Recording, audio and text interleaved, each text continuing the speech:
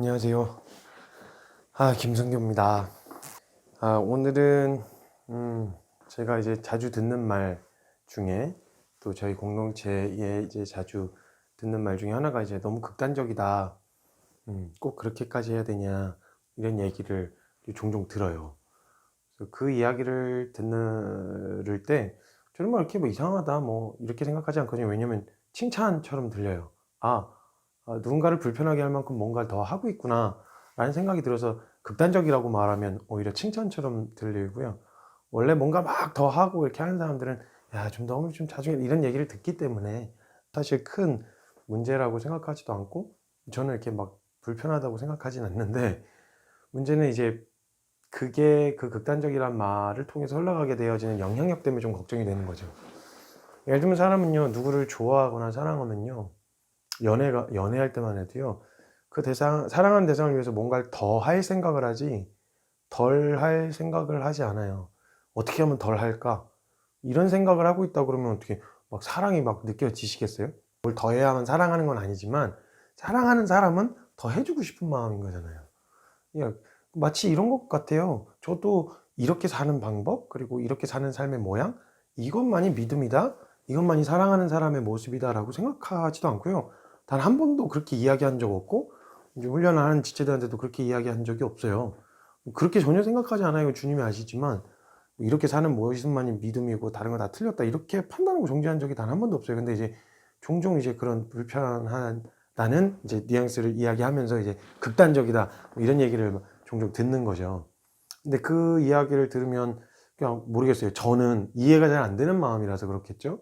사랑하면 더 해주고 싶은 거죠. 대상이 뭘 좋아할까, 뭘 기뻐할까, 이런 마음으로 더 하고 싶은 마음이 생기게 되어지지 않냐는 거죠. 그리고 나서 해봤더니 더 알고 싶은 마음이 생겨지고, 이렇게 계속 순종의 걸음을 멈추지 못하게 되어지는 약간 중독성 있는 예, 그런 걸음이 되어지는 것 같아요.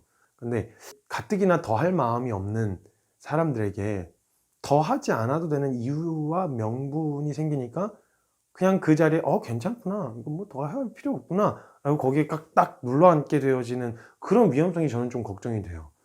왜 그렇게까지 더 해볼 생각은 안 하지? 물론 그렇게 하는 것만이 믿음이 아니니까 이렇게 하는 것도 상관은 없다는 거잖아요.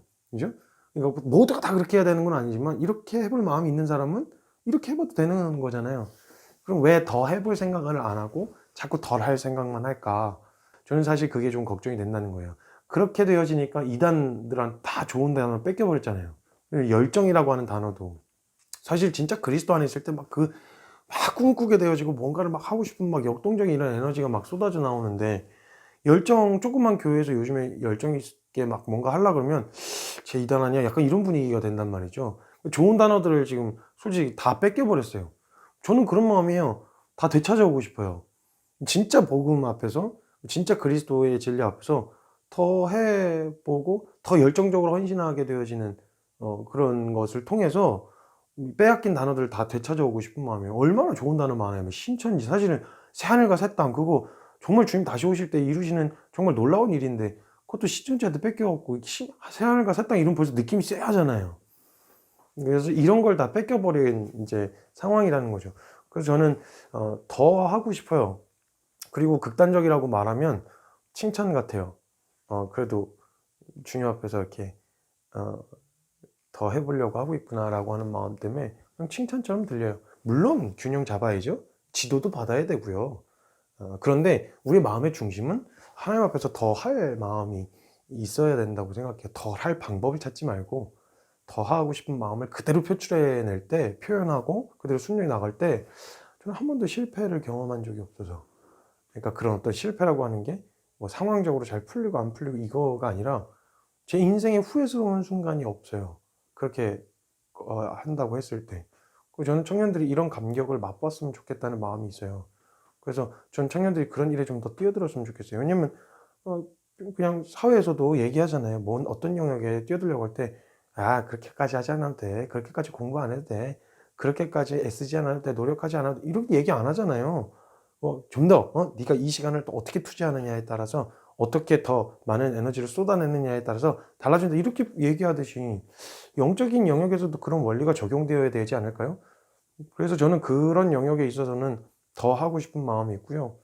그리고 더 하면 할수록 주님을 더 깊이 또 알아가는 즐거움과, 그러니까 알아가다 보니까 더 알고 싶은 소망함과 이런 것들이 더 생기게 되어지더라고요. 저는 극단적이란 말을 칭찬으로 듣습니다. 그래서 그런 칭찬 많이 해주시고요. 그리고 혹시라도 내가 더 할 마음이 없이 덜 하고 싶었던 마음에 자꾸 이게 명분이 되고 이유가 된다면, 저는 그런 이야기 앞에 균형이라는 걸 찾지 않았으면 좋겠어요. 우리의 신앙의 올바른 기준이 뭐예요? 그럼 올바른 기준이 뭐냐면 성경이죠. 그럼 성경에서 말하는 믿음의 기본, 기준은 뭐냐면 가장 평범한 사람. 평범한 사람은 스테반 집사님이에요. 집사님, 안수 집사님도 아니고 그냥 집사님. 스테반 집사님이 그리스도인의 평범의 기준인데, 글쎄요, 평범의 기준이 너무 낮아요. 청년들이 저 평범하게 살고 싶어요. 그렇게까지 막 이렇게 하고 싶지 않아요. 라고 말하는데, 그런 말하는 청년들이 있거든요. 근데 그 평범의 기준이 너무 낮아요. 그래서 그냥 내가 하고 싶은 것도 하고, 내가 원하는 것도 하면서, 그러면서 주님도 따르고 싶다. 이런 이야기거든요. 근데 뭐 그걸 다 포기해야만, 다 내려놔야만 주님 따를 수 있다. 뭐 이런 얘기를 하려는 건 아닌데, 근데 너무 기준이 낮아요.